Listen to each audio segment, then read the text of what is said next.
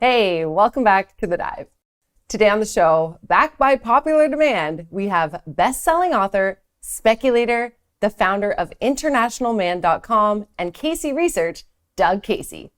Doug's here today to discuss the possibility of a greater depression, what's really happening in Canada, which emerging markets he still sees potential in, the mining sector, and China. He also has some advice for young people to navigate this environment, so stay tuned. Hey, Doug, welcome back to The Dive. Thank you so much for joining us today. It's my pleasure, Cassandra. Okay, so Doug, it looks like we're heading into a recession here, or might already be in one. What is your assessment of where we sit today? Do you think we're in line for a recession or something much worse? I'd say recession is a gross understatement.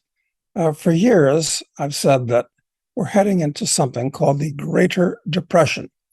I call it the Greater Depression because it's going to be much worse, much longer lasting, and much different from the unpleasantness of 1929 to 1946.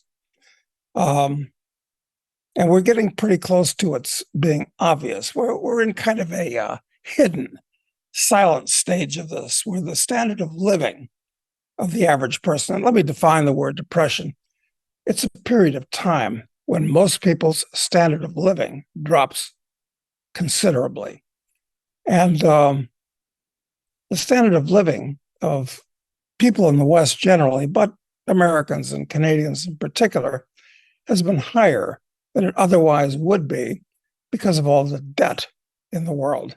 In other words, when you have debt, you're either living off of the capital that other people have saved in the past, or you're mortgaging your future, or both. That's what's going on today. So I think the chickens are going to come home to roost in the next few years. It's going to be something of historic importance. Do you have any advice for young people that are maybe just starting out in their careers or finishing school that are trying to navigate an environment like this?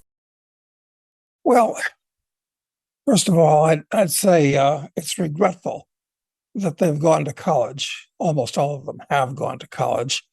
I consider going to college in today's world a huge misallocation of 4 years of time, and pick the dollar amount, $100,000, $300,000, $400,000, which could have been employed productively. And during that time, those young people have had their heads filled with all kinds of ridiculous nonsense, learning things which have no application or negative application in the real world.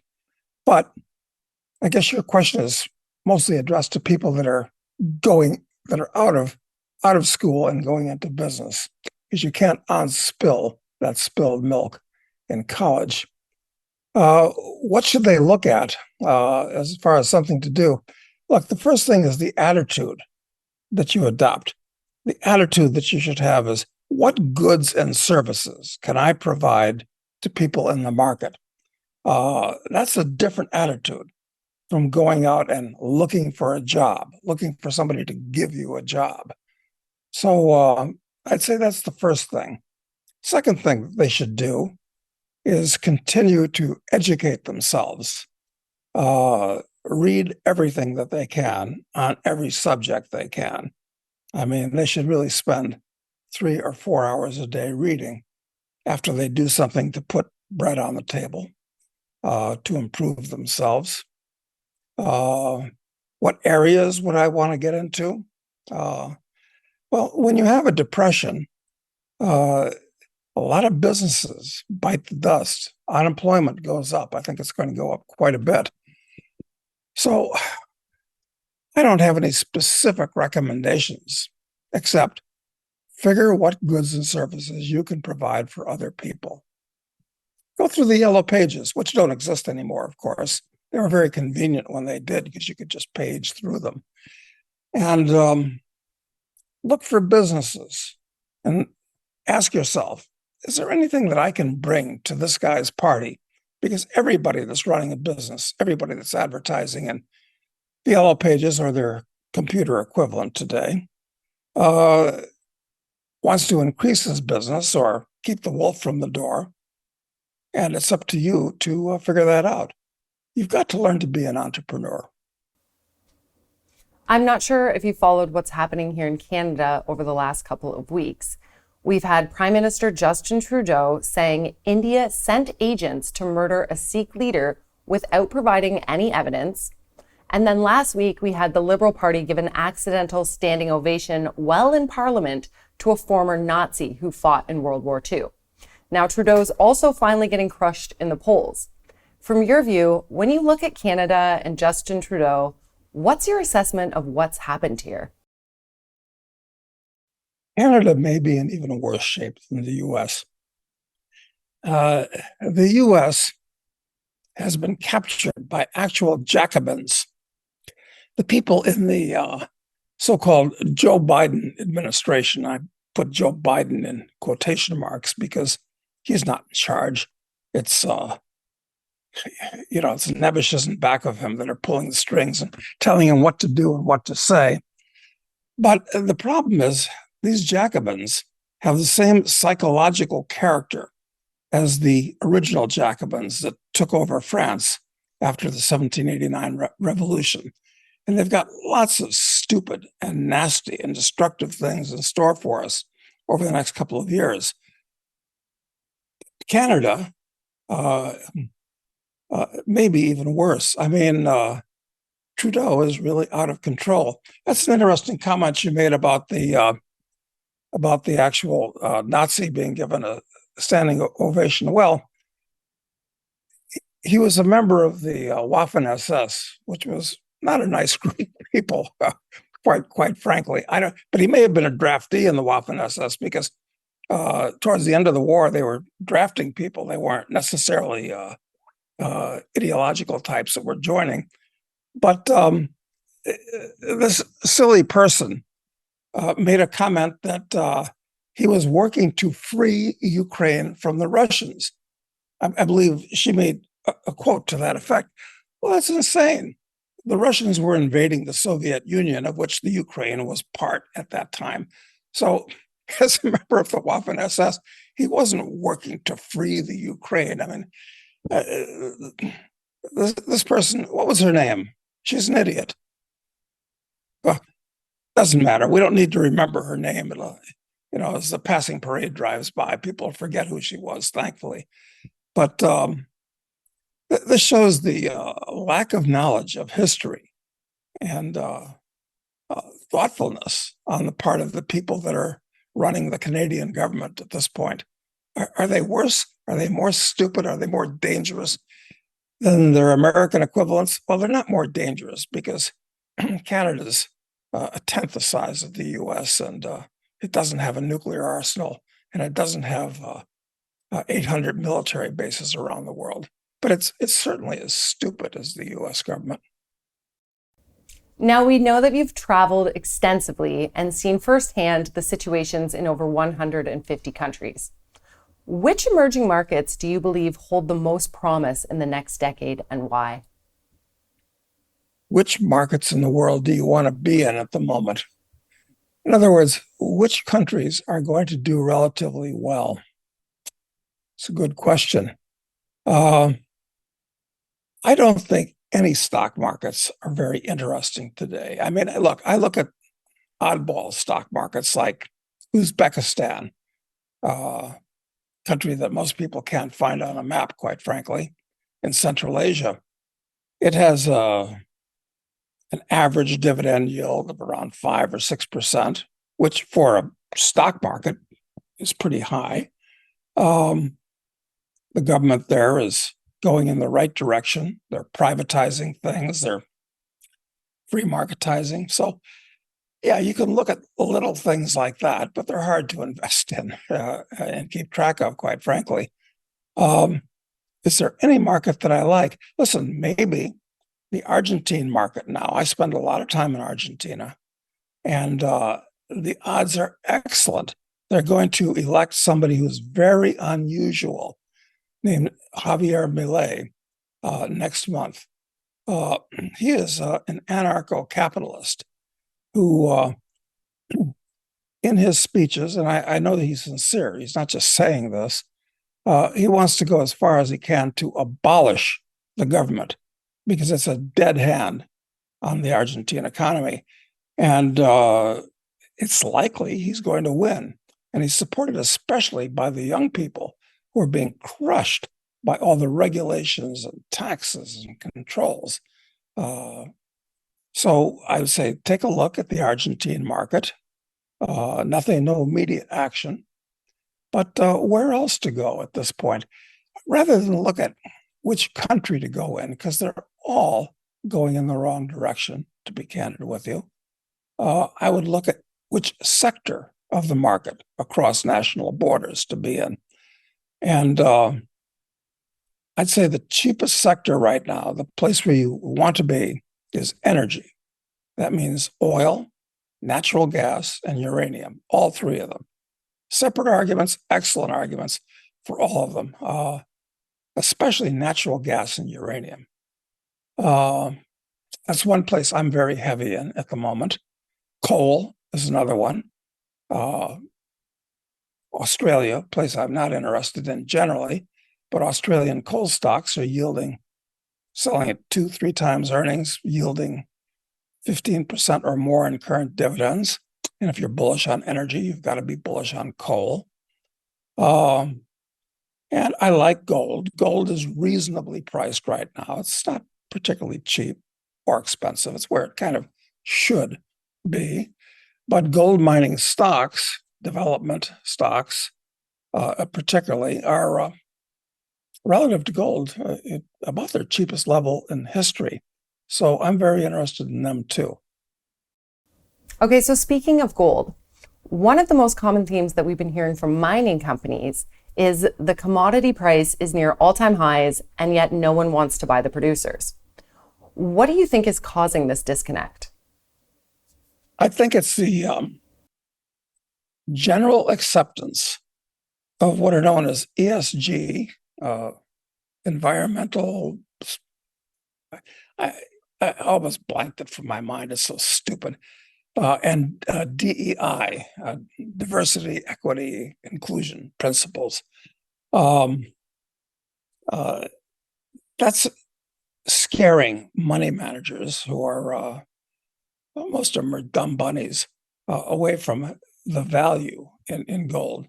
And the reason I like gold is because inflation is going to not only continue, but get much worse unless we have a credit collapse.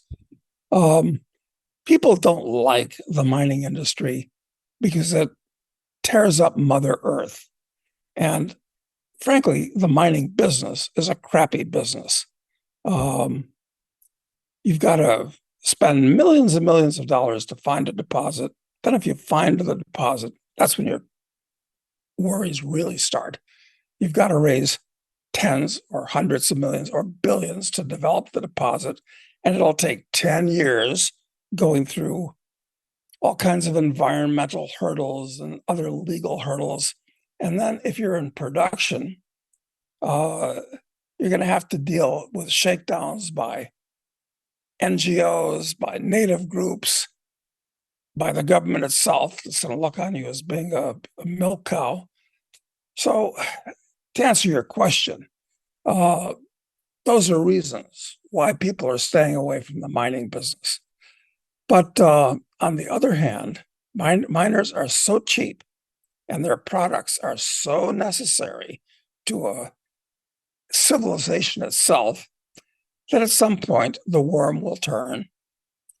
And there's such a teeny weeny sector of the overall stock market that when, for whatever reason, people decide, oh, maybe I should own some miners, they get explode upward. As I've been watching these markets and been involved in them since about 1971, the year that gold was freed, and the prices of all commodities took off in that year, not just gold. And the small mining companies have gone as a group 10 to 1, 4 times. over that time. I think they're due for another run. So I'm very long small mining companies, as well as oil and gas and uranium and coal. Now, given the lack of interest in the mining sector, do you think the miners offer more potential upside than exploration names right now? Well, the problem with exploration names is that you have all these hurdles to jump over that I've just mentioned, and they tend to be undercapitalized. Uh, Nobody wants to invest in them. It's very dilutionary. Now, of course, that could be the bell ringing at the bottom of the market, but if you want to be conservative, which is not a word, incidentally, that should be used in conjunction in the same sentence as mining, you should buy developers or small producers. I don't like the big companies because big companies tend to be bureaucracies run by suits. The original founding entrepreneurs are long gone. So, but I own a fair spread of exploration companies that are run by good people that have good prospects that look geologically ripe or in the right jurisdictions. Yeah. Do you think there's been a material underinvestment from the majors that will lead to bottlenecks or shortages over the near term? Well, the majors don't generally go out with hire prospectors with mules and pickaxes to go out and look for minerals. The majors, and this is, of course, the best argument for owning small exploration companies, is that if they find something, a major may decide to take an interest and pick them up. That's where they get the properties that they're going to put into production from the juniors, explorers, to some degree, developers mainly. Okay, now let's move on and talk about China. What is your view on China right now and where they sit economically? Yeah, China. What's happened in China over the last 40 years is one of the signal events in all world history. They went from a backward country on the ragged edge of starvation to being the workhouse for the world. It's incredible what they've done. And all they really had to do was drop the most stupid aspects of communism and socialism and free the country up to some degree. That's the good news. The bad news is that, especially with Mr. Xi in office, he wants to return to the kind of regime that existed under Mao, where he's the new Mao, kind of looks that way. So this is damaging their prospects a lot. That's a big problem. They've misallocated, I think, huge amounts of money building cities in the middle of nowhere. Why? I'm not entirely sure. To artificially stimulate the economy by having lots of construction activity. Huge misallocation of capital, which is a problem with their banks. The banks lend money to Chinese developers. Chinese developers can't sell crappy buildings in the middle of nowhere. The developers fail, the banks fail. And Mrs. Wong, who's been saving 50% of her income for the last 40 years, is going to be really unhappy when the bank can't give her money back, or the money's worth less. Compound that with the fact that starting with their one-child policy, how many years ago was that? Which ended not so long ago. The population of China is dropping radically. And understandably, I think, Chinese young people don't want to mate and reproduce. So the population is going to continue dropping, which is what you're going to wind up with is lots of old people who want to be supported and not so many young people that don't want to support them. Well, we have the same problem in the US too, of course. So bottom line answer, there's it's a big country. And I think China's in for a lot of trouble, quite frankly. Do you think the invasion of Taiwan is inevitable? I don't think it's inevitable, but as things get rough in China, and they're going to get rougher, it's possible that the people that run the CCP, Communist Party of China, which is not communist, incidentally, it's just a scam to keep the people on top, give them some ideological cover for ripping the country off, basically what's going on.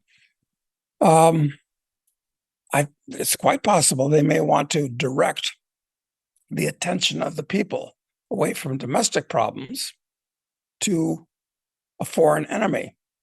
And that could be Taiwan. And of course, the US will stick its nose in there. I mean, you can argue that, is Beijing right that Taiwan's a breakaway province? Well, that's wonderful. I think provinces ought to break away. I mean, I don't believe in gigantic domestic empires. So I'm on the side of the Chinese. Would I defend them? No.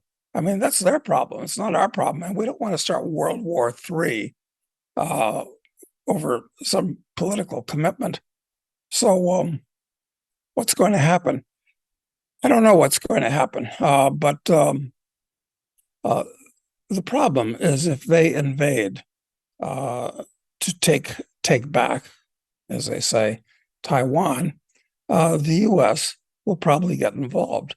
And that could be a real overture to World War III, assuming the current dust-up in the Ukraine doesn't result in World War III first. Okay, so Doug, for our audience watching, where is the best place for them to get more of your commentary? Well, I have a blog site called internationalman.com where I write consistently, and a number of other guys that are all excellent write articles. So it's free. So go to internationalman.com and sign up. And I do a weekly podcast. We've just been, I'm proud to say, we've been deplatformed from YouTube, but you can go to Rumble, among other places, and you can find, it's called Doug Casey's Take. I do it with my friend Matt Smith. So those are the two things. And don't forget, while you're on your computer, to go to Amazon and buy my 3 novels, which are excellent, if I do say. I don't know if you've read them or not. Have you? No, I haven't read it yet, but I really want to. Well, shame on you, because you'll like them. Speculator, Drug Lord, and Assassin. And they follow the history of our hero, Charles Knight, as he goes through highly politically incorrect occupations. And there are 4 more that are coming. So don't fall too far behind, because they're going to get really radical in the future. Okay, Doug. Well, that's all we have for you today. Thank you so much for coming on and sharing your thoughts with us and our audience. We really appreciate it. Thanks, Cassandra. Nice seeing you again. Yeah, you too. To our viewers at home, thank you so much for watching today.